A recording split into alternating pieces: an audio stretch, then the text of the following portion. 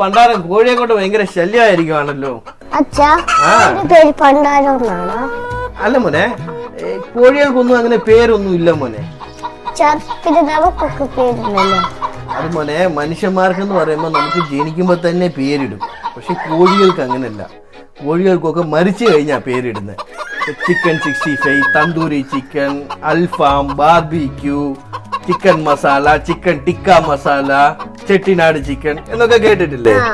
അതാണ് മനുഷ്യന്മാർക്കും കോഴികൾക്കും തമ്മിലുള്ള വ്യത്യാസം. മനുഷ്യന്മാർക്ക് ജനിക്കുമ്പോൾ തന്നെ പേരിടും. പക്ഷെ ചത്ത് കഴിയുമ്പോൾ എല്ലാവരും ശവം എന്ന് മാത്രമേ വിളിക്കത്തുള്ളൂ. കോഴികൾക്കാണ് ചത്ത് കഴിഞ്ഞാൽ നല്ല അടിപൊളി പേരൊക്കെ കിട്ടുന്നത്. മനുഷ്യന്മാർക്ക് ശവം എന്നുള്ള പേരേ ഉള്ളൂ. മനസ്സിലായോ? സെറ്റ്?